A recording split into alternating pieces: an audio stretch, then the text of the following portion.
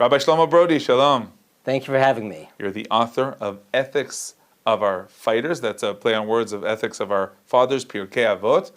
And it's about the ethics of war. We'll talk about the relevance, of course, to what's going on today. But first of all, a few words about why you sat down and put together this important book.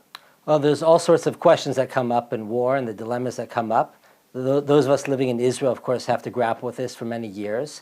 And we see also that there's a lot of criticism of Israel, partly because of the way we fight and how we fight and when we fight.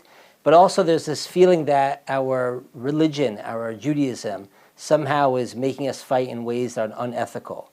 And I wanted to try to show in the book that the way Israel's fighting has a lot of ethics behind it, and that religion actually, the Torah, contributes a lot to this moral behavior. Because what? One may think that Judaism is to one direction and ethics to the other? Yeah, I mean, some people quote, and we saw this even in The Hague, right, that they were quoting passages about Amalek and think Judaism is monolithic and only has one value. And what I try to show in the book is that if you look carefully in the Torah, look in the Talmud and other sources throughout the generations, you see there are many values. And part of what I'm trying to show in the book is that Judaism encompasses many values, including believing in the importance of destroying evil, which of course is very important, but also including recognizing that all humans were created in the image of God.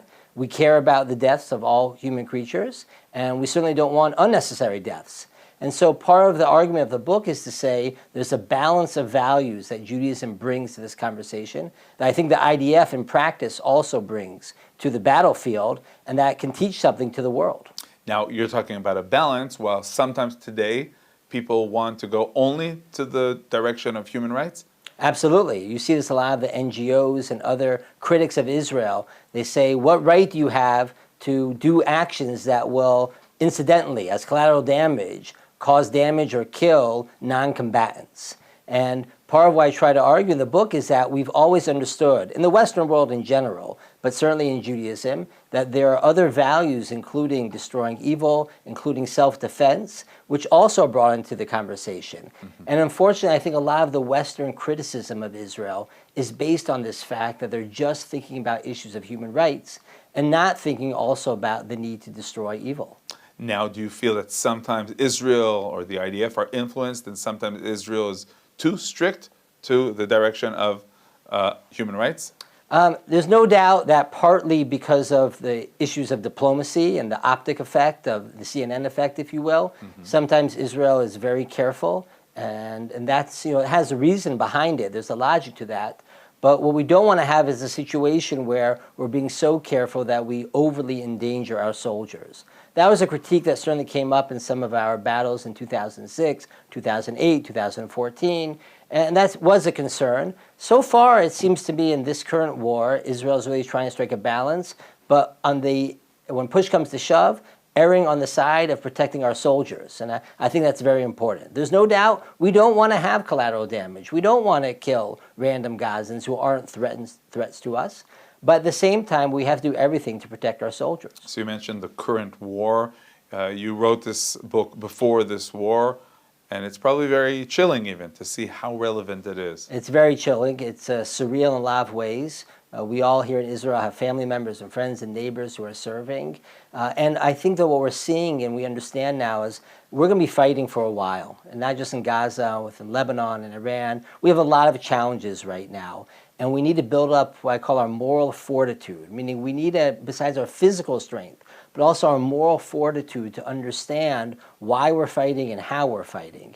And in that respect, it's my hope and prayer that the book will contribute to strengthening our resolve to do what it takes to win this war. And in your book, you bring one of the stories, you have many stories in the book, you bring a story about Rabbi Goren, 1982. Tell us. Yeah, it's unbelievable. In 1982, Israel has entered Lebanon. It's the beginning of what we now call the First Lebanon War. And they lay a siege around Beirut, and with the goal of trying to eradicate the PLO and Yasser Arafat.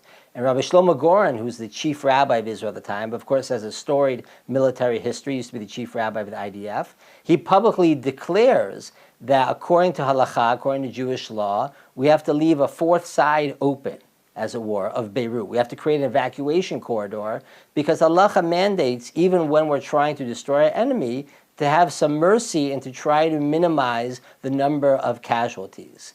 And it creates a real debate. Rabbi Shaul Yisraeli, another great rabbi, opposes him on this issue.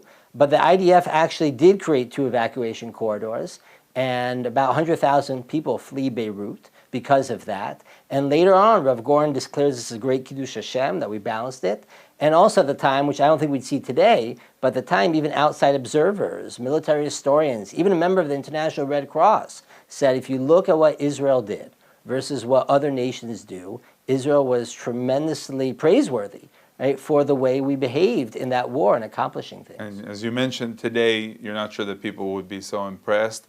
And really regarding that, you wrote your book, you put in lots of effort and research, but you know that to show this book to many around the world won't make a change. They won't believe it, they'll say it's nonsense. And is that frustrating, or is that's how it is? It's frustrating. I do think we should still try to explain to ourselves and to the world what we're doing and why we're doing. But at the end of the day, we have to understand that we need to do what's right. And so part of that is to develop for ourselves, at least, our understanding of the moral imperatives here, both to win and destroy evil, but also to balance it with other values, and to stick by those values and believe in it for ourselves. And the fact that we're not going to convince the anti-Semites of the world or NGOs or many others who are by default just against us is very frustrating, but we shouldn't impact us, meaning we need to do what's right and good. And so if the world is screaming and saying what you're doing is wrong, it's disproportionate, all sorts of lies they tell about Israel, we should judge ourselves by our own moral standards and be able to stay strong against that type of criticism. Let alone the double standard. We know what the United States is able to do when it needs to do, what other countries are doing, but Israel is a different case. Yeah, the double standard is horrific, and it's very frustrating.